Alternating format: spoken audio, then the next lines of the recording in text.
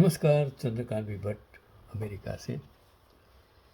कभी कभी सोचता हूँ कि ईश्वर ने जो बनाया है उसमें सबसे बड़ा, अगर वो नहीं होती, मतलब औरत नहीं होती, नारी नहीं होती, तो क्या तुम होते, क्या मैं होता, कौन होता, इस आप सोच भी नहीं सकते।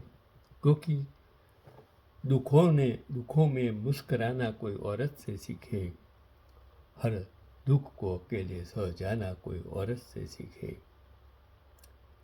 One should learn from a woman how to smile through sorrows and how to endure every pain alone. ये मैंने आपके लिए एक सेंटेंस, शायद आपको आज का जो पैगाम है कि आज के से करीब 1800 साल पहले, जब लड़कियों को घर की चार दीवारों से बाहर निकलने की इजाज़त नहीं थी, तब दिल्ली के तख्त पर एक लड़की बैठी। मैं बात करता हूँ 800 साल पहले की।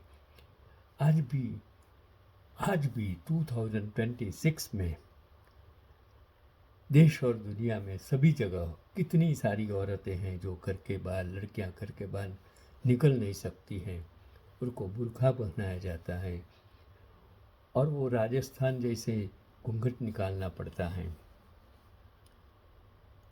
पढ़ाते नहीं हैं, पढ़ने देते नहीं हैं और उसकी इज्जत, छोटी छोटी बच्चों को आज उसकी इज्जत लूटी जा रही है। तो तब दिल्ली के तख्त पर एक लड़की बैठी, नाम था रजिया सुल्तान। पर यह कहानी इनके राजा बनने की नहीं, इनके अकेलेपन और दर्द की है जिसे उन्होंने हर पल सहा। रजिया के पिता सुल्तान इत्तुतमिश जानते थे कि उनके बेटे ऐशो आराम में डूबे हैं और राज चलाने के लायक नहीं है। उन्होंने अपनी वसीयत में अपनी बेटी का नाम लिखा। सोचिए उस दौर में एक बाप का अपनी बेटी पर कितना बड़ा भरोसा रहा होगा। लेकिन जैसे ही पिता की आंखें बंद हुई, रजिया के अपने ही भाई उनके खून के प्यासे हो गए। रजिया ने हार नहीं मानी। उन्होंने लड़कियों वाले कपड़े त्याग दिए, कोट और टोपी पहनी और हाथी पर सवार होकर जनता के सामने आई। आज वो फोटो आप सब देख सकते हैं जिसमें उस जमाने में, इन परिस्थितियों में और मुस्लिम शासकों में भी एक लड़की जो ये ताकतवर बन के आ जाए तो क्या होगा। उन्होंने लड़कियों वाले कपड़े त्याग दिए, कोट और टोपी पहनी और हाथी पर सवार होकर जनता के सामने आई। उन्होंने दिल्ली के लोगों के इंसाफ मांगा और उनके जनता ने उन्हें सुल्तान बनाया। पर दरबार के इन ताकतवर मर्दों को एक औरत के आगे सिर झुकाना मंजूर नहीं था और वो हर पल इस ताक में रहते थे कि कब इस लड़की का पैर फिसले और वो इसे खत्म कर दे।